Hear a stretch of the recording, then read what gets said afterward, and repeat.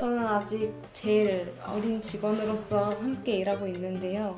사실 입사하고 나서부터 그리고 첫 회의 들어가서부터 충격을 받았죠. 주변 사람들 얘기를 들어보거나 아니면 이제 글 같은 거 보면은 오늘 첫 입사했는데 회의 들어갔는데 너무 무섭다. 뭐 아무 말도 안 하고 가다 듣기만 했다. 이런 얘기 있었는데 조직 개발의 신화를 만든다. 슛. 받았어요. 쿠파 오디세이가 함께합니다. 네, 뭐 의미 있는 동작이었나요? 네. 어떤? 슛 하면 이제 수평으로 날아가게. 수평으로 날아가게. 네, 예고를 살짝 해주셨네요. 네, 오늘 다룰 이슈가 바로 이 수평 문화에 대한 이슈입니다. 오늘은 제가 특별히 우리 앞에 있는 코코와 멜린다에게 한번 의견을 좀 여쭤보려고 해요. 뭔가 수평 검증할 것 같아요. 네, 수평 검증. 언제 우리가 수평 문화다. 언제 수평 문화가 아니구나 라고 느끼는지에 대해서 CEO 앞에 두고. 그럼 뭐 저희 그 정도 심리적 안정감이 있으니까요. 그래요. 네. 들어봅시다. 네. 최근에 느꼈던 때는 교육 마케팅팀에서 회의를 할 때 저희가 출근을 일주일에 3일 정도는 사무실로 다 같이 해보자.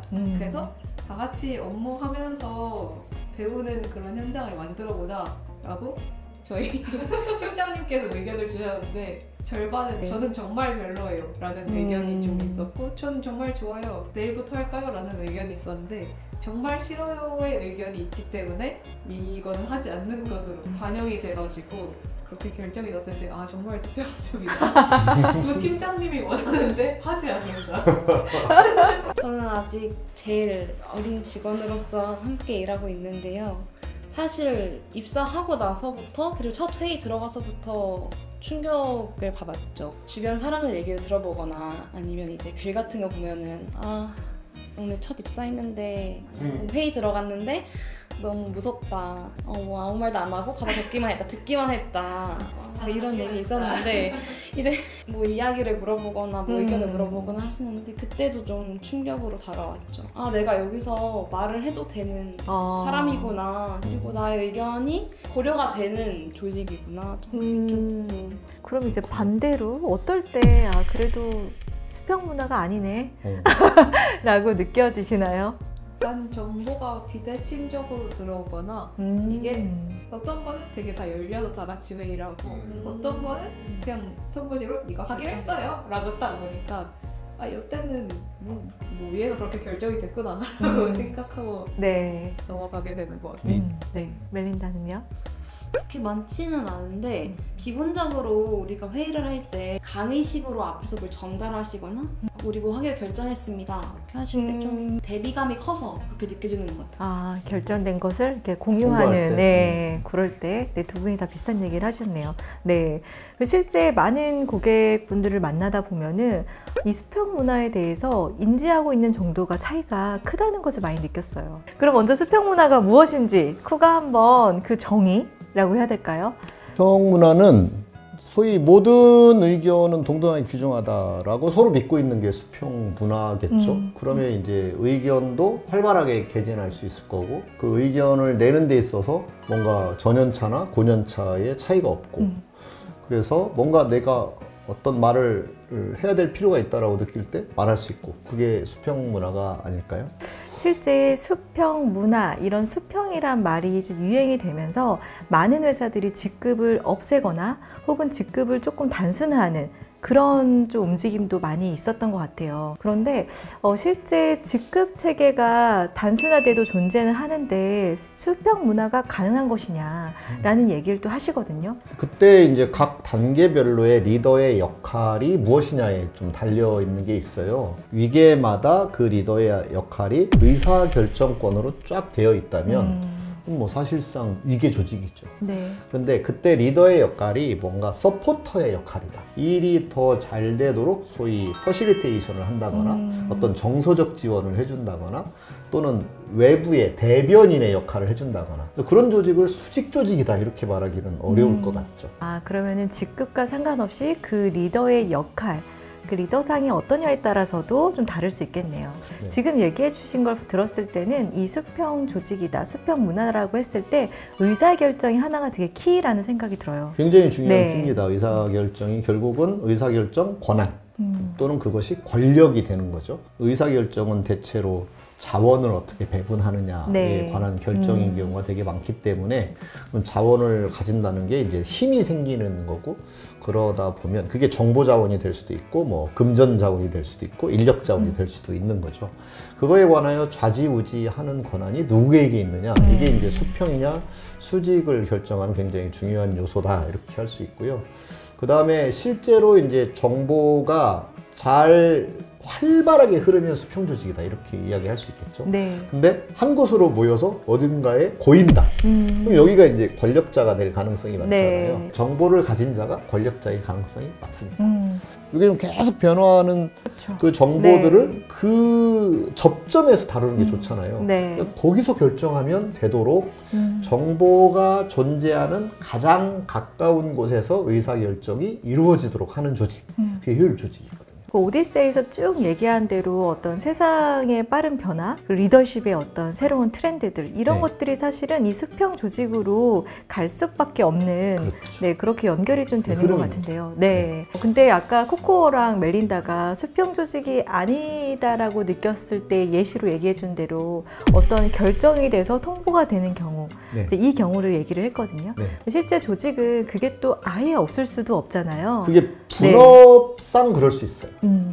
그러니까 예를 들어서 무슨 회사의 근무 규칙을 정한다라고 할 때 모든 구성원의 의견을 들어서 정하는 게 더 좋을 수도 있죠. 네. 그런데 그러려면 서로 다 공부를 해야 되잖아요. 어떤 규범에 대하여. 네. 그랬는데 예를 들어서 그걸 모든 직원이 다 그걸 공부해서 의사결정을 해야 될 필요가 없다라고 한다면 그것은 뭐 인사부서에서 연구해서 거기서 정한 것을 따른다. 네. 다만 인사부서가 의견은 평소에 들어본다.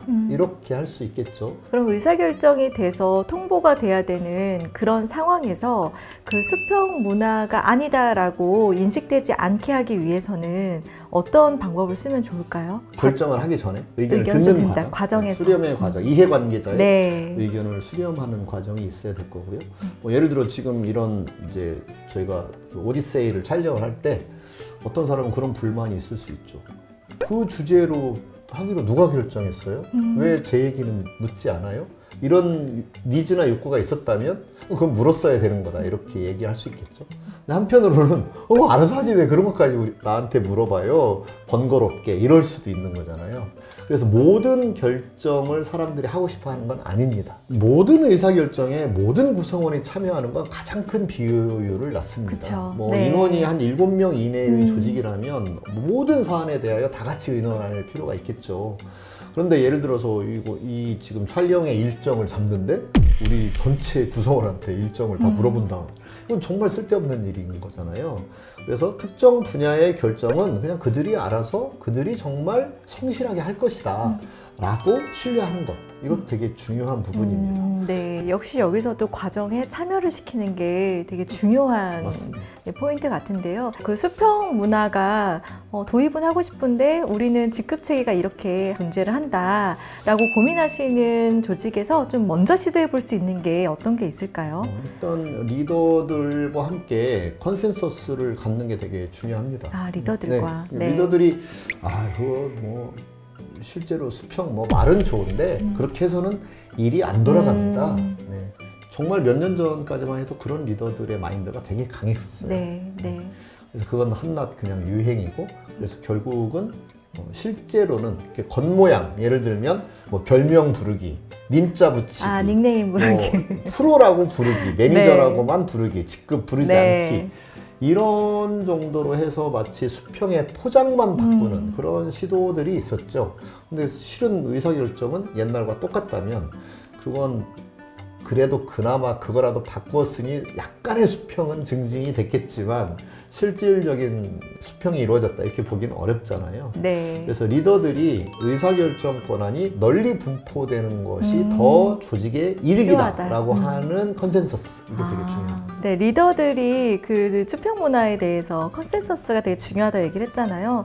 실제로 수평 문화가 리더들한테 왜 좋은지도 저희가 얘기를 해드리면 너무 좋을 것 같아요.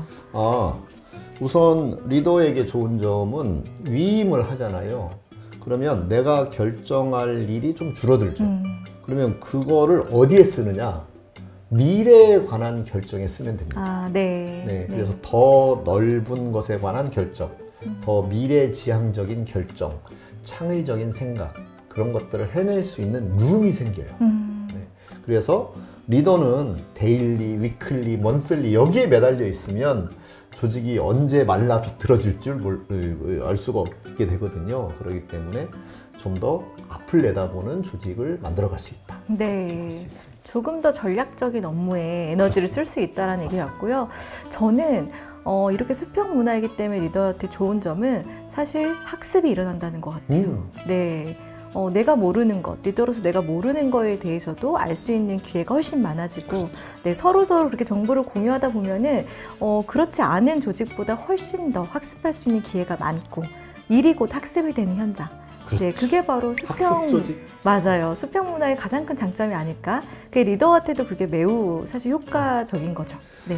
수평 문화를 슬로건으로 표현을 한다면 실은 그래서 권력에서 학습으로가 됩니다. 네. 또는 권력에서 대화로가 되는 거고. 네. 근데 그 대화를 제대로 한다면 학습이 일어나겠죠. 네, 그 말씀을 해주신 것 같네요. 네, 맞아요. 그래서 우리 진짜 학습하는 조직을 만들어 보고 싶다라고 하는 리더분들이라면은 조금은 이제 수평 문화에 대해서 더 열린 마음으로 그걸 받아들일 수 있지 않을까 맞습니다. 생각이 드네요. 네. 조직 개발의 신화를 만든다. 슈! 와! 다음 에피소드도 많이 기대해 주세요. 와!